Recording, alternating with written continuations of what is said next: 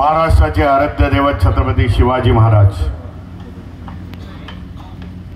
Chhatrapati Sambhaji Maharaj,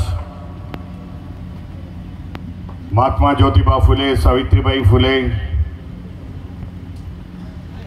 Chhatrapati Shahu Maharaj, Bodhisattva विश्वरत्न संविधानकार doctor Babasaheb Ambedkar, बहुजनांच्या सर्व महापुरुषांना विनम्र अभिवादन करू धम्मपीठावरती आसीन पूज्य भंतेजी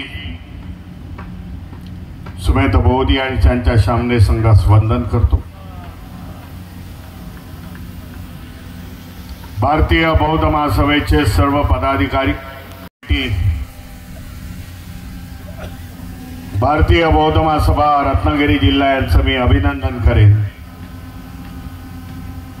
अध्यक्ष आनंद सावंत आणि त्यांचा संपूर्ण कार्यकारिणीचं एक यशस्वी अशी बौद्ध धम्म परिषद याचं आयोजन केल्यानं यशस्वी करून दाखवली। अनेक अडचणींना तोंड दिलं, परंतु संख्येने लोक आले ते धम्मासाठी, ज्ञान ग्रहण करण्यासाठी एवढ्या मोठ्या संख्येने आलेत। आपलं देखील अभिनंदन करतो। समता सैनिक दलाचं अभिनंदन करतो। त्यांच्या माध्यमामधून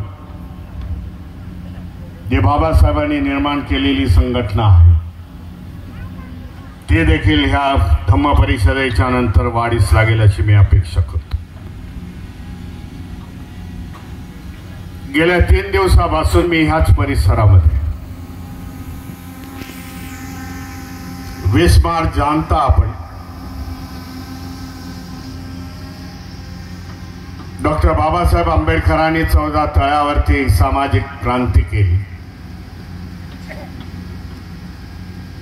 ज्या क्रांतीला 105 वर्ष झाली, तो दिवस स्मृती दिन त्या क्रांतीला अभिवादन करण्यासाठी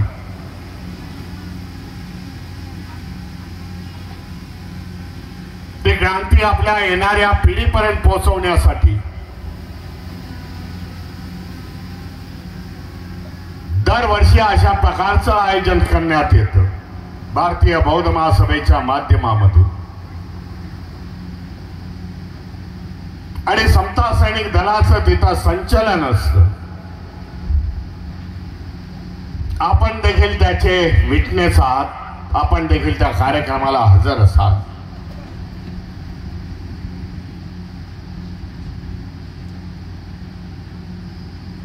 आज 20-25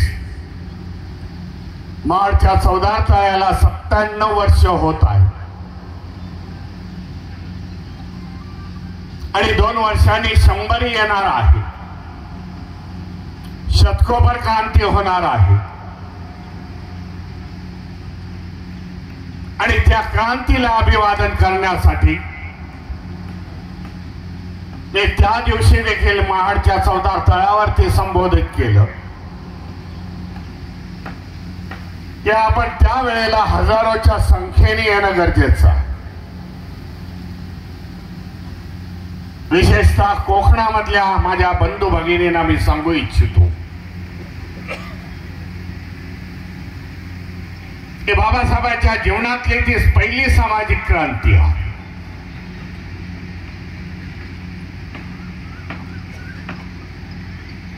त्याच्यानंतर मी माणगाव परिषदेला गेलो।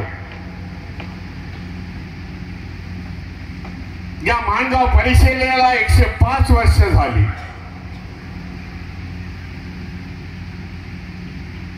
डॉक्टर बाबासाहेब आंबेडकरांनी शाहू महाराज त्या परिषदेचे अध्यक्ष होते।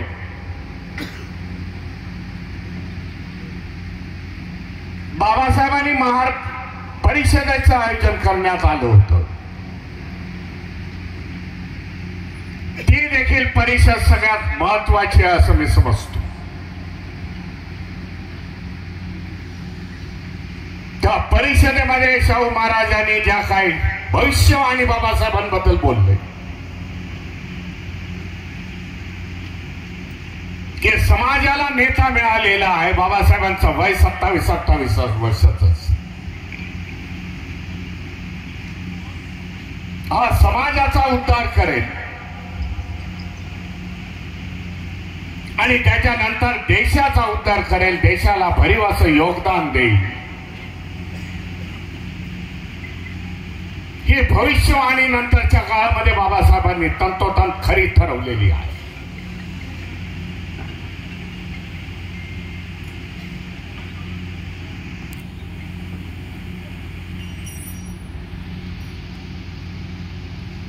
प्रत्येक ठिकाणी सिक्वेन्स आहे. 1930चा काळारामाचा मंदिराचा प्रश्न असेल, तिथे संग्राम झालेला आहे, तिथे आंदोलन झालेलं आहे. मंदिरामध्ये आम्हाला प्रवेश द्या असं बाबासाहेब म्हणतात. तो संग्राम जवळजवळ 5 वर्ष चालला. परंतु एक बाबासाहेबांनी गोष्ट क्लिअर करून ठेवली होती. या काळारामाच्या मंदिराच्या प्रवेशामुळे, या रामाच्या दर्शनामुळे आमचे प्रश्न सुटणार नाही, हा राम आमच्या उपयोगी येणार नाही असं बाबासाहेब म्हणतायत. त्यावेळेच्या त्यांच्या सहकारी दादासाहेब गायकवाडाने समुदायाला उपदेशून बाबासाहेब तेथे देखील समतेचं तत्व सांगण्याचा प्रयत्न करतायत. म्हणून या सिक्वेन्स आहे का ओळीमध्ये आहे.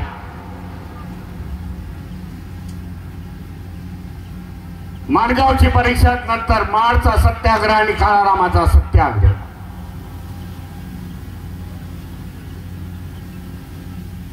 समाजाला जागृत करण्याचा प्रयत्न बाबासाहेब ह्या सगळ्याच्या माध्यमामधून करतात.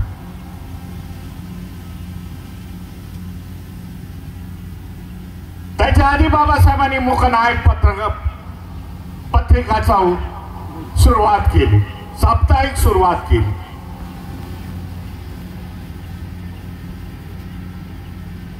जे 31 जानेवारीला 1920ला उद्देशाच्या मागे एकच होता की समाजाला जागृत करणं, समाजाला धैर्य देणं, समाजाला स्वाभिमान देणं. येणाऱ्या काळामध्ये आपली हक्क आणि अधिकाराची लढाईसाठी बाबासाहेब समाजाला तयार करत.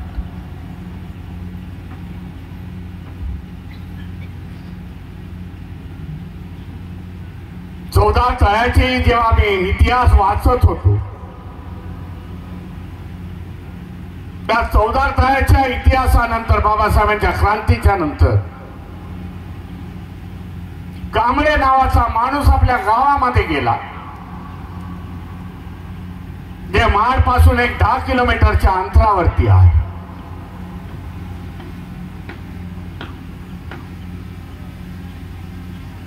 त्यांनी त्या काळची जी कामं होती ती सुवर्ण सांगत होती की गुरढोरं उचला आमची मेलेली. त्यांनी नकार दिला, पण त्याचा तिथे खून झालेला.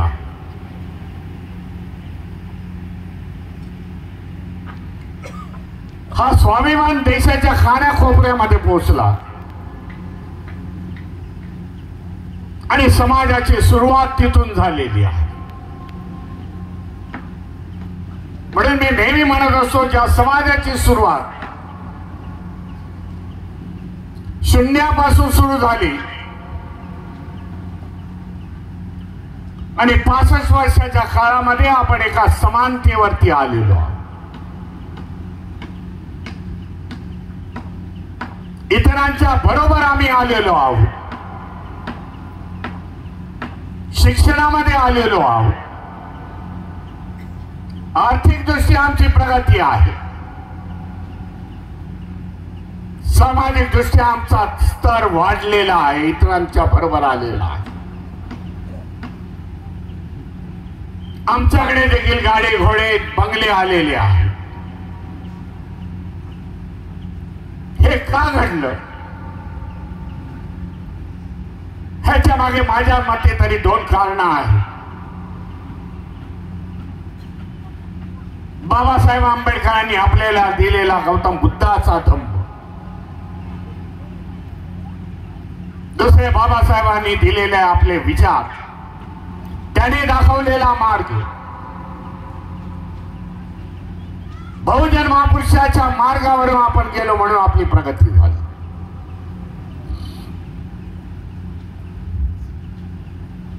जे बाबासाहेबांच्या धम्मक्रांतीमध्ये आले नाही, जे समाज ते आजही कुठेतरी मागासलेले आहेत, मागास त्यांची तेवढी प्रगती झालेली नाही. 1200 वर्ष आम्ही देखील बौद्ध राजांनी देखील या देशावरती राज्य केलेलं आहे. परंतु इतिहास, त्या देशातील इतिहासकार सांगत नाही.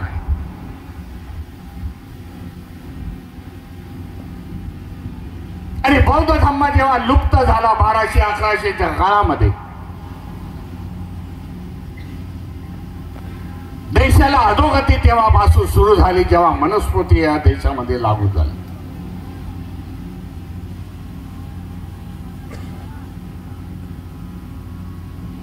आणि आजही आपण बौद्ध धम्माचा प्रचार आणि प्रसार करत असताना जी विषमतावादी ते व्यवस्था निर्माण झालेली आहे, एक समाज दुसऱ्या समाजाचा हेट करतो, विशिष्ट नजरेने बघतो, त्याचा द्वेष करतो. बौद्ध धर्माच्या मुळे आपण समता निर्माण करण्याचा आज प्रयत्न करत आहोत.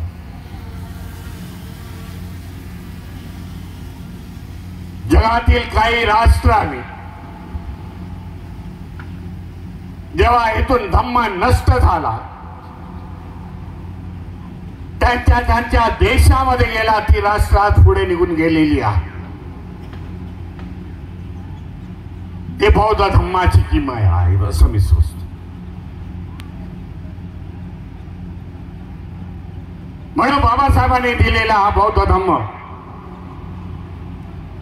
त्यांनी दिलेली ही संघटना भारतीय बौद्ध महासभा, त्यांनी ज्या ज्या संघटना बाबासाहेबांनी आपल्याला दिलेल्या आहेत त्यांना आपण बळ दिलं जरण्याचं. बौद्ध महासभा असेल, समता सैनिक दल असेल, राजकीय पक्ष असतील, त्यांच्या माध्यमातून आपण आपला पुढची वाटचाल करायला पाहिजे. आज अनेक संघटना कार्यरत आहेत या देशामध्ये, महाराष्ट्रामध्ये.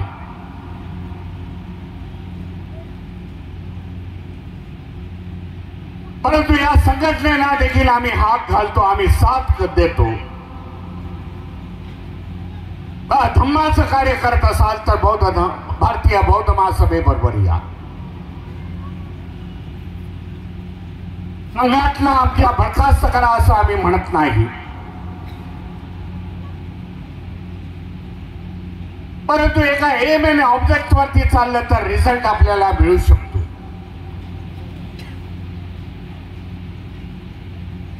एक इकडे काम करेल, एक तिकडे काम करेल, त्याच्यानी काही उद्दिष्ट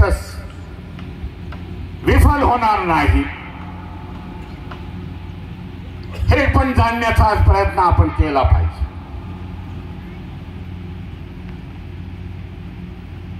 आपल्यासाठी म्हणाल तर हा खडतर काळ आहे,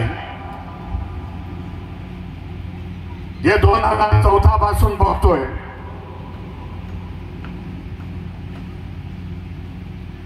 देशामधलं जे वातावरण आहे, विशेषतः आंबेडकरी समाजासाठी, बौद्ध धर्मीयांसाठी, येथील वंचित समाजासाठी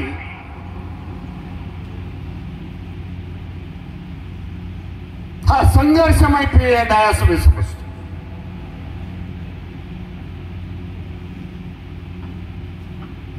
कारण 4 दिवसापूर्वी महाबोधी बुद्ध विहार बुद्ध गयेला होतो. 3 दिवस त्या धरणा आंदोलनामध्ये मी भाग घेतला.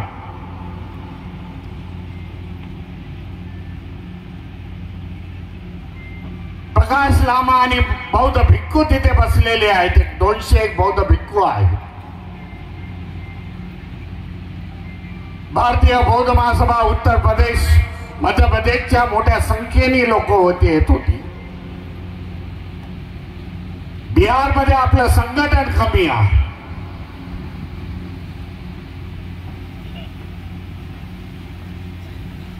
आजचा काहीतरी 36वा दिवस आहे. एवढा करून देखील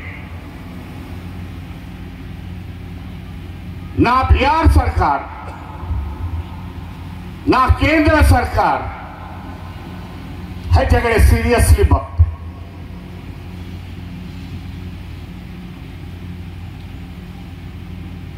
पटना या शहरामध्ये असताना मी काही आमदारांशी बोललो.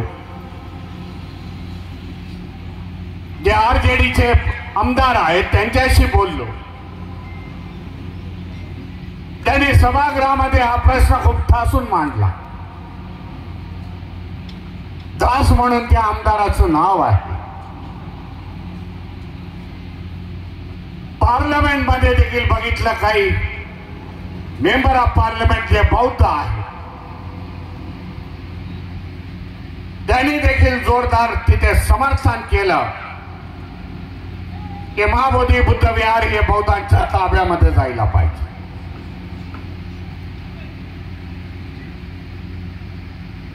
पण सरकार त्याच्यावरती अजूनही कुठल्याही प्रकारचं निवेदन नाही.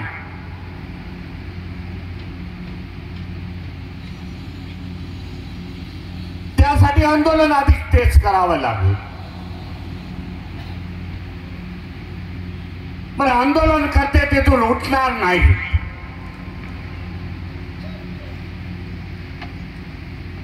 पोलिसांचा खाक्या आहे.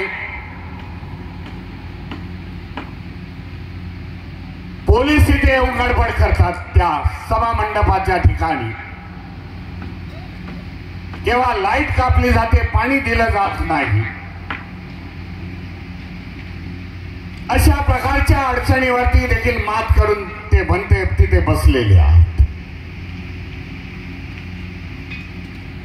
म्हणून सांगितलं खरतर पिरियड आहे. देशामधील ह्या व्यवस्थेने अशा प्रकारे बौद्ध धरोहरावरती कब्जा मिळवण्याचा प्रश्न होतोय आणि तो हडून पाडायला पाहिजे. दाखवून द्यायला पाहिजे की देशातील बौद्ध समाजात जागृत झाला. जी आमची पवित्र स्थळे आहेत, विहारा, ज्याची निर्मिती सम्राट अशोकाच्या नंतरच्या राजाने केलेली आहे, ते 84,000 आहेत. तिसरे शोधून त्याच्यावरती आपला हक्क जमवायला पाहिजे. आजच्या काळात लढलो नाही तर कदाचित उद्या आपण ती आपल्या हातून निघून जातील हे देखील आपण समजलं पाहिजे. कारण देशामध्ये एक छुपा अजेंडा चालू आहे. ज्या प्रकारे बाबासाहेबांनी ही क्रांती आणि प्रतिक्रांतीचा संकल्पना मांडली, विचार मांडले, या प्रतिक्रांतीचा दौर आहे या देशामध्ये असं मला तरी दिसतं. प्रतिक्रांती कशी दाबावी, कशी दूर करावी हे देखील बाबासाहेबांनी त्यांच्या क्रांती प्रतिक्रांती पुस्तकामध्ये मांडलेलं.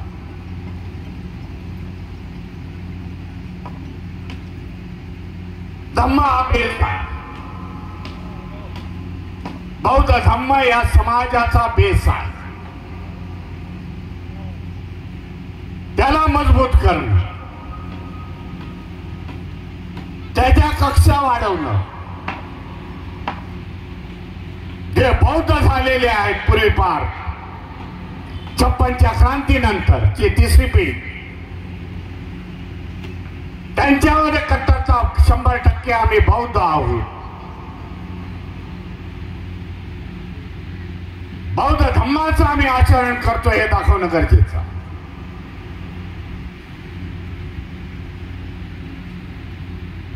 आज उत्तर भारतामध्ये आम्ही बघितलं, ज्याचा मी उल्लेख केला, बिहारच्या मेंबरचा, इंग्लिशचा,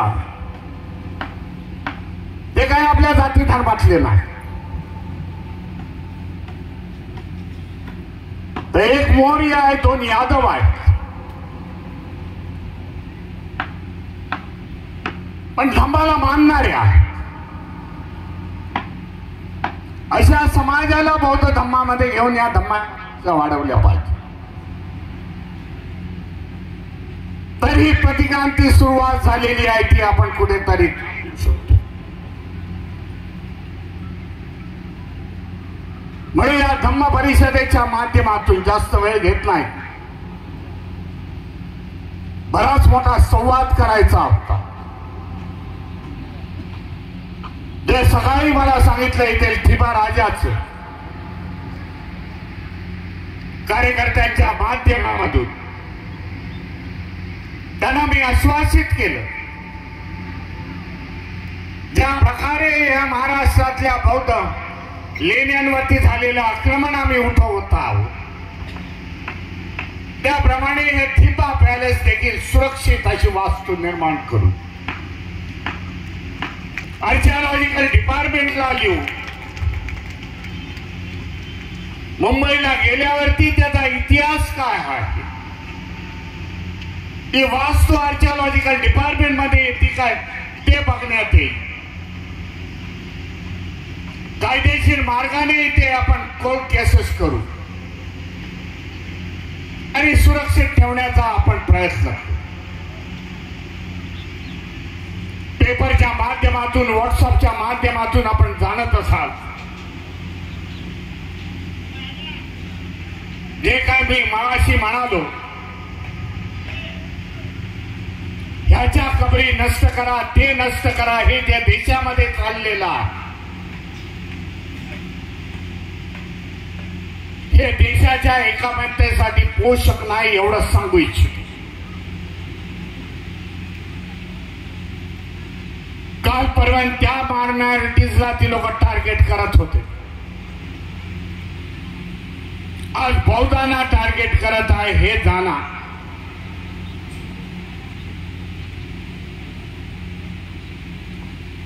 जे दीक्षाभूमी आहे त्या दीक्षाभूमीमध्ये देखील 6 महिन्यापूर्वी अशाच प्रकारचा प्रयत्न झाला. दीक्षाभूमीचं विद्रुपीकरण झालं. मोठे मोठे खड्डे खणण्यात आले होते आणि पार्किंगची व्यवस्था करण्यात आली होती. पण तेथील भारतीय बौद्ध महासभेने आंदोलनाच्या माध्यमातून मी मुंबईवरून गेलो आणि आंदोलन उभा केलं. 10,000 समुदाय घेऊन त्या दीक्षाभूमीला घेराव घेतला आणि तिथून त्यांना पळवून देण्यात आलं. म्हणून ती दीक्षाभूमी आज सुरक्षित आहे.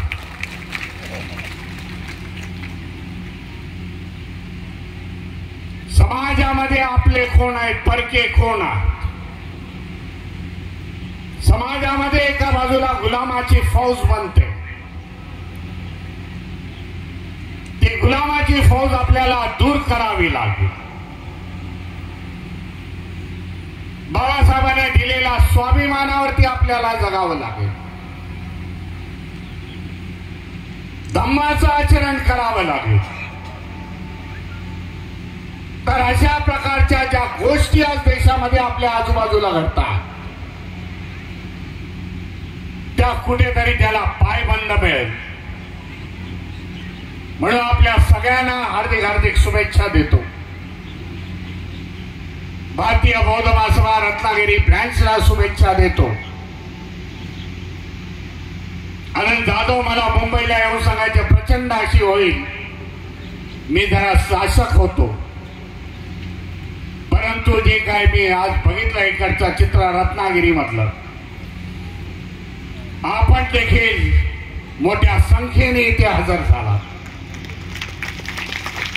खरे धम्माचे पाय काय, खरे धम्माचे वाहक आहात आपण.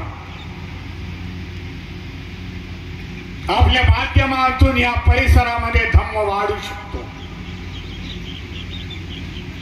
या शुभेच्छा देतो आणि इथेच थांबतो. नमो बुद्धाय. जय भीम. जय संविधान.